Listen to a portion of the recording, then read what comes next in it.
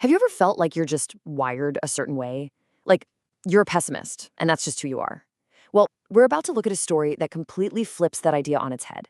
It shows how you can literally, and I mean literally, reprogram your mind. And it all starts with something that feels a lot like dribbling a basketball with the wrong hand. So let's meet Michael. This one thought was on a constant loop in his head. Every single time he went to pick up the phone, boom, there it was. He could practically feel the eye roll on the other end of the line before he even dialed. You know? The negativity was just, it was automatic. It was a reflex. And that thought right there, that was the killer.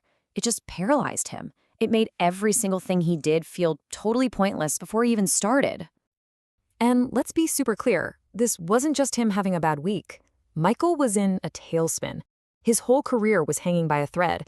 And honestly, he was about one bad call away from just walking out the door for good. And then his manager sits him down and says this.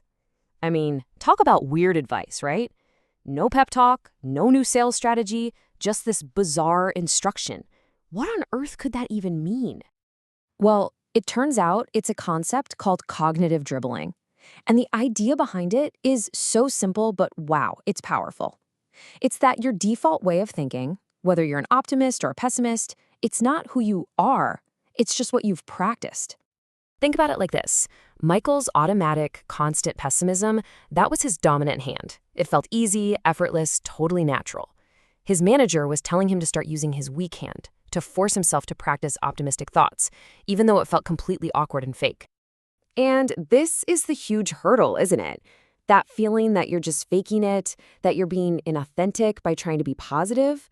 That's the exact moment most of us just throw in the towel and go right back to what feels comfortable, even if it's negative.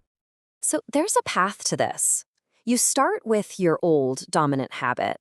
Then you move into that clunky, awkward attempt phase. Then, if you stick with it, you get to deliberate practice. And then finally, it becomes your new natural habit. So what was Michael's actual dribbling drill? It was so simple. Before every single call, he had to physically write down just one possible positive outcome. Didn't have to be likely, just possible. And yeah, at first, it felt ridiculous. He was deep in that awkward attempt stage. He'd write down something like, maybe they'll be interested, but his brain would just scream back, yeah, right, this is a complete waste of time.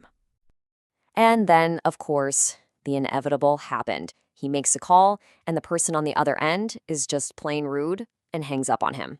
You know, the perfect test for this whole experiment. And like clockwork, his dominant hand, his old habit, just took over. That familiar voice in his head went, see, told you so. This is completely pointless. But right after that, something really cool happened. A new thought just popped in. A weak hand thought.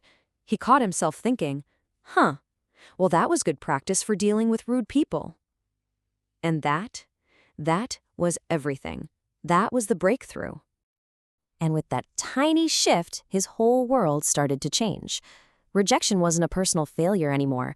It was just data. The soul-crushing chore of making cold calls. It started to feel more like a game. So, what was the result of all this awkward practice? Within a single month, Michael went from being ready to quit his job to becoming the #1 performer on his entire team. #1. So what does this story really teach us? It all comes down to this one huge payoff. Your mindset is a skill you can build, not some permanent trait you're stuck with. I want you to really let that sink in for a second. Your tendency to see the good or the bad in a situation, it isn't set in stone. It's a skill. You can train it, just like you can train yourself to shoot a basketball or play the guitar. This is maybe the most powerful reframe you can ever make. The next time you think to yourself, I just can't be more positive, I want you to challenge that. It's probably not that you can't, it's just that you haven't practiced. That little switch takes you from a dead end to an open road. And look, this isn't just some feel-good story. It's backed by a ton of science. You've got neuroplasticity, which shows our brains physically change with practice. You've got tons of research on learned optimism, proving this skill is directly tied to success. It's all based on having a growth mindset, this core belief that you can get better. Now, one really important point here, this is not about toxic positivity. Effective optimism is not about ignoring problems or pretending everything is perfect. It's about looking at reality, seeing the good and the bad, and then choosing to focus your energy on what you can actually influence. Okay, so how can you actually start doing this? Here's your very first dribbling drill. It's just 2 steps. Step 1, today, just try to catch yourself having one pessimistic thought. That's it. Step 2, practice one bounce. Just ask yourself that simple question. What's one possible positive outcome here? And here's a little language hack you can use right away. Anytime you hear that voice in your head say, I can't, I want you to consciously reframe it. Change it to, I haven't practiced that yet. See how that feels? It changes a brick wall into a staircase. And that really brings us to the final question, the one that matters most. This isn't about changing your entire personality overnight. It's just about taking that first awkward, clumsy, deliberate bounce with your other hand. So, what's the one thought you're going to choose to practice today?